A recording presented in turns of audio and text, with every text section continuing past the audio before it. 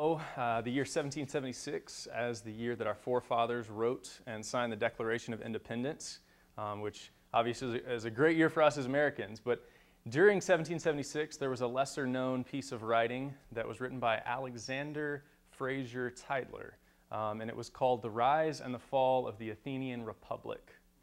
And that's an important document because in that, Tytler, through his research, wrote that nations go throughout a cycle where at some point along the way, when a nation becomes apathetic, their apathy leads to dependence, and their dependence eventually leads to bondage. And so it's a great danger that nations face. When I think about Tytler's writing, I think about Nehemiah in the Bible, because 2,200 years before Tytler penned those words, Nehemiah already knew that that was the case, that apathy eventually leads to bondage if it goes unchecked. See, the nation of Israel had been in bondage. They had been exiled because of their rebellion against the Lord. And in God's grace and His goodness, through the decree of King Cyrus, they were allowed to be brought back to God's city in Jerusalem, and worship was restored. The temple was rebuilt. And so when Nehemiah comes on the scene, it's about 444 BC, and he is the cupbearer to King Artaxerxes of Persia. And he gets word that while the temple has been rebuilt in Jerusalem, the wall is still destroyed and the city is still in disrepair. And this grieves him greatly. And so despite the fact that he's cupbearer to the king, that he's living in the comforts of the palace, he asks the king, after much prayer and pleading with God and patience on the part of Nehemiah, he goes before the king and he asks the king if he could lead the charge to go back to Jerusalem and to help restore the city and to rebuild the wall. And that was important not just because it was a wall and it looked good and they wanted to rebuild it, but it was important because really that was representative of God's glory and the fact that in rebuilding the wall, it meant that God was a good God, He was a powerful God, and that His name was known among the nations. And so the fact that it was in disrepair did not bode well for God's people and did not look good for God's name. And so yes, Nehemiah cared about his fellow Jews, but more than that, he cared about the glory of God, and he was driven by his fear for God.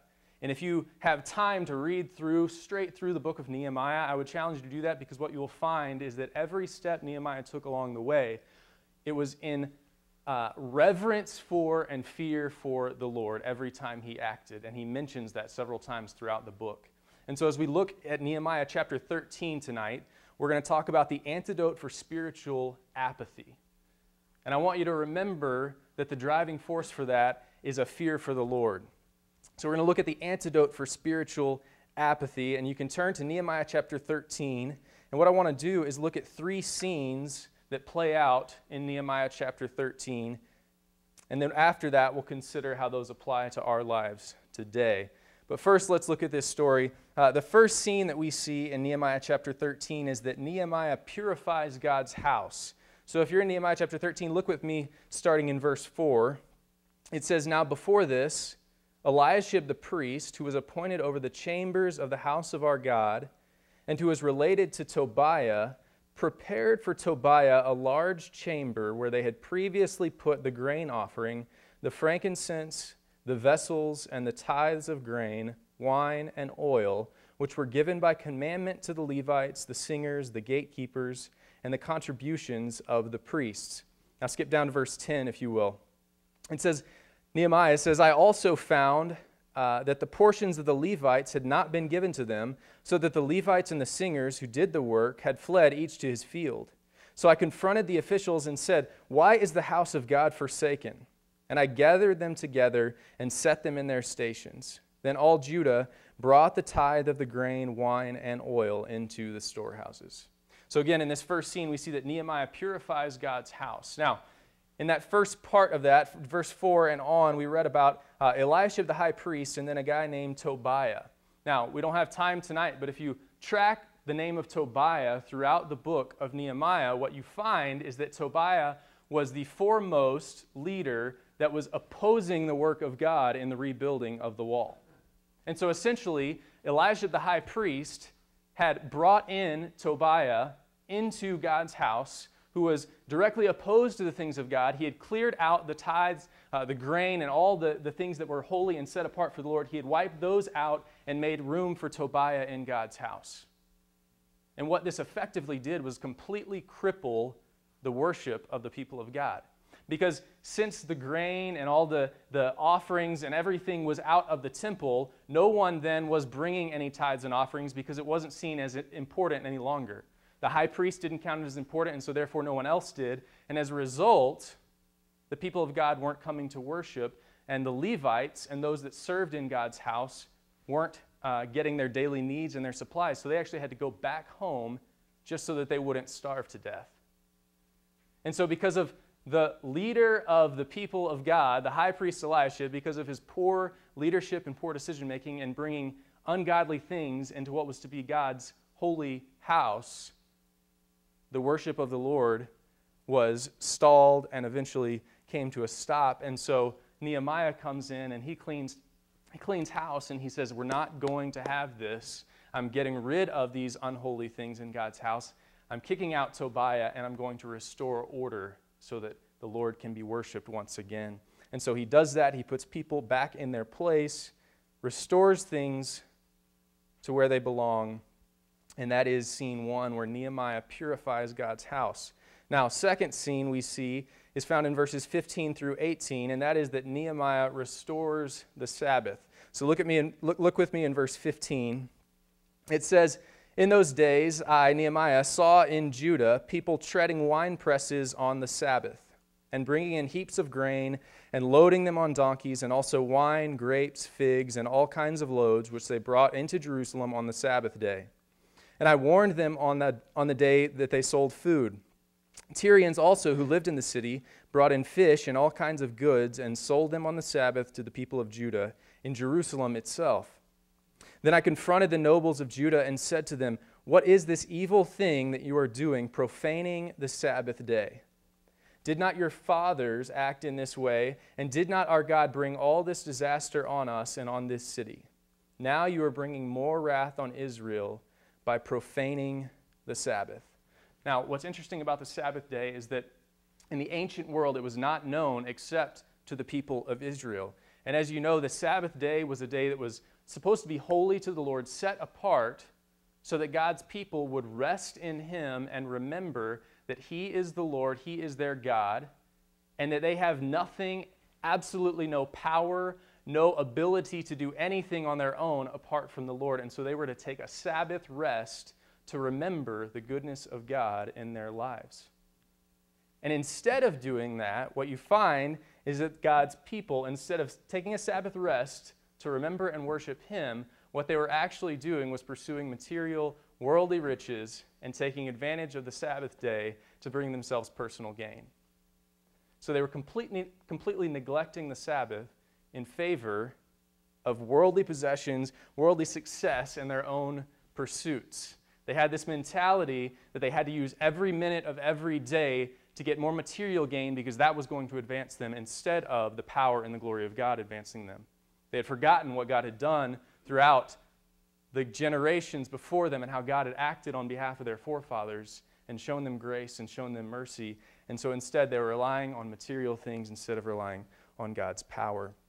And so what Nehemiah does is he comes in and he restores the Sabbath by closing the gates. If you read on there, and we don't have time again to get to it, but if you were to read on, you see that he closes the gates. He begins to kick people out of the city walls. He closes the gates on Friday night. And when people are camping outside the walls waiting for the gates to open, he actually goes to them and he says, "If you don't get out of here, I'm going to lay hands on you." All right, now that's a pretty interesting phrase to see from somebody that's delivering the word of the Lord, but that's what he says because he means business. And so first of all, Nehemiah purifies God's house, but then secondly, he restores the Sabbath. That's scene 2. And then the last scene we're going to look at is scene 3, where Nehemiah reinforces covenant marriage. And we find that in verses 23 through 31, the end of the chapter. So look with me in verse 23. It says, "In those days also I saw the Jews who had married women of Ashdod, Ammon, and Moab, and half of their children spoke the language of Ashdod, and they could not speak the language of Judah, but only the language of each people. And I confronted them and cursed them and beat some of them and pulled out their hair. And I made them take an oath in the name of God, saying, you shall not give your daughters to their sons or take their daughters for your sons or for yourselves. Did not King Solomon of Israel sin on account of such women? Among the many nations there was no king like him, and he was beloved by his God, and God made him king over all Israel. Nevertheless, foreign women made even him to sin. Shall we then listen to you and do all this great evil and act treacherously against our God by marrying foreign women? And one of the sons of Jehoiada, the son of Eliashib the high priest, was the son-in-law of Sanballat the Horonite. Therefore I chased him from me. Remember them, O my God, because they have desecrated the priesthood and the covenant of the priesthood and the Levites. Thus I cleansed from them everything foreign, and I established the duties of the priests and the Levites, each in his work.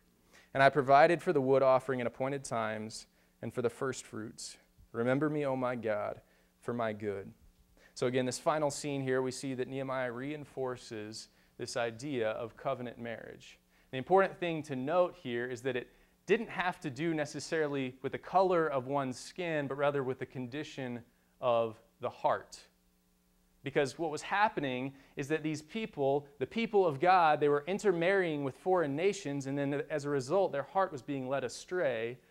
They were becoming apathetic in their choice of marriage partner, and as a result, they were becoming apathetic in their worship of the Lord.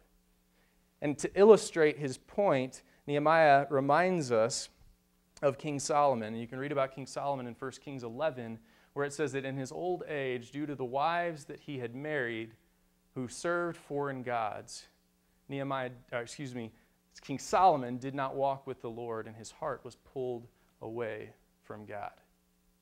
And so Nehemiah here is trying to illustrate for these people and show them, even to the degree of coming in and he says, pulling out some of their hair and beating them. He's trying to show them as forcefully as possible the seriousness of marrying outside of God's covenant people and having your heart pulled away from the Lord. And it seems when you read this to be crazy on part of Nehemiah to come in and do this and act in such a way and show such a physical, brutal nature toward God's people. But really, it's an act of love, because what he's saying is that I am willing to go to any extreme to keep your heart attached to the Lord, because there is nothing at all on earth that you could pursue that would be greater than your pursuit of the Lord. And so if the only way to get your attention is to pull out your hair and beat you, then I love you that much. And so he goes to great lengths to show that covenant marriage, marrying within God's family, is of utmost importance. And when you step outside of that, you're stepping into dangerous, dangerous territory. Now, as we read the story here in chapter 13 of Nehemiah and what he did, you might think that's a crazy account of one of God's people trying to restore godliness within the city of Jerusalem. And what in the world does that have to do with us today? And if I could sum it up in one sentence, this is what I'd tell you, is that when apathy encounters sinful opportunity, ungodly living results. Therefore, fear God by hearing and obeying his word. See, all of us are prone to apathy, and all of us lurking around the corner have opportunity for sinful, ungodly living and temptation in our lives. And if we have those things, if we allow them to take a foothold in our lives, then ungodly living is going to result without fail. And the key for us is to fear God, not by verbally acknowledging that he is Lord, but actually by hearing and obeying his word. Fearing him by following after in hard pursuit of the Lord, just as Nehemiah did. And so, if we are to actually fear the Lord, if we're to hear and obey the Lord, what is that going to look like in our lives today, practically? And I have 3 points of application for us. The first is that we must understand the seriousness of holiness.